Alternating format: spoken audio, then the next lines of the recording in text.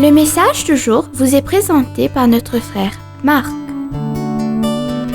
Salut, chers bien-aimés de notre Père Céleste. C'est lundi et je suis heureux de vous accueillir de nouveau pour la suite de notre message, quelque part entre la tragédie de hier et le triomphe de demain. Chers bien-aimés, nous nous retrouvons en compagnie de Jean et nous nous demandons pourquoi ce que Jean a fait samedi est si important. Bien-aimés, nous ne savons rien de cette journée. Nous n'avons aucun passage à lire, aucun savoir à partager. Tout ce que nous savons, c'est ceci. Quand dimanche est venu, Jean était présent. Oui, bien-aimé, Jean n'est pas parti. Quand Marie de Madeleine est venue à sa recherche, elle l'a trouvé. Jésus était mort. Le corps du maître était sans vie. L'ami de Jean et son futur ont été enterrés. Mais Jean n'était pas parti. Pourquoi? Attendait-il la résurrection? Non, pour autant qu'il le sache. Ses lèvres étaient pour toujours silencieuses et ses mains pour toujours immobiles. Jean ne s'attendait pas à une surprise dimanche. Alors pourquoi était-il sur place ce samedi-là? Bien-aimés, vous pensez qu'il serait parti? Qui pouvait dire que les hommes qui ont crucifié le Christ ne viendraient pas après lui? Les foules se sont contentées d'une crucifixion. Mais les chefs religieux auraient peut-être demandé plus.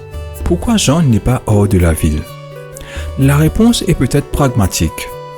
Peut-être s'occupait-il de la mère de Jésus. Ou peut-être qu'il n'avait nulle part où aller. Peut-être que Jean n'avait pas d'argent, d'énergie ou de direction.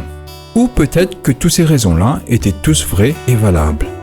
Ou peut-être que Jean s'est attardé parce qu'il aimait Jésus. Jésus était son ami. Pour d'autres, Jésus était un faiseur de miracles. Pour d'autres, Jésus était un maître enseignant. Pour d'autres, Jésus était l'espoir d'Israël. Mais pour Jean, Jésus était tout cela et plus. Pour Jean, Jésus était un ami. Bien-aimé, vous n'abandonnez pas un ami, même lorsque cet ami est mort. Jean est resté près de Jésus. Jean avait l'habitude d'adopter cette position. Il était près de Jésus dans la chambre supérieure. Il était proche de Jésus dans le jardin de Gethsémani. Nous en avons déjà parlé. Il était au pied de la croix, à la crucifixion, et il était tout près de la tombe à l'heure de l'enterrement. Jean a-t-il compris Jésus? Non. Jean était-il content que Jésus ait fait ce qu'il a fait? Non. Mais Jean a-t-il quitté Jésus? Non. Maintenant, bien-aimés, qu'auriez-vous fait? Quand vous êtes dans une position semblable à celle de Jean, que faites-vous? Quand c'est samedi dans votre vie, comment réagissez-vous? Quand vous êtes quelque part entre la tragédie de hier et le triomphe de demain, que faites-vous? Abandonnez-vous Dieu ou vous restez là près de lui? Jean a choisi de s'attarder. Et parce qu'il s'est attardé, qu'il est resté, le samedi, il était là le dimanche pour voir le miracle.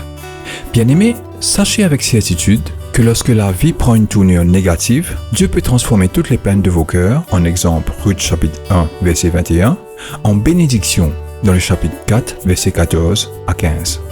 Veuillez consulter le livre de Ruth pour comprendre toute l'histoire. Ce qui nous ramène à ces questions-là. Dieu pourrait-il faire quelque chose de similaire dans votre vie? Dieu pourrait-il prendre ce qui est aujourd'hui un jeton de tragédie et le transformer en symbole de triomphe? Avez-vous l'impression que Dieu vous a abandonné? Je vous en prie, n'abandonnez pas.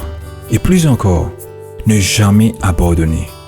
Priez pour qu'il vous donne de la patience pour voir la fin de chaque situation et remerciez-le d'avance pour ce qu'il va faire.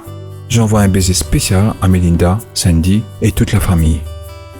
Oui, chers bien-aimés, Dieu est capable.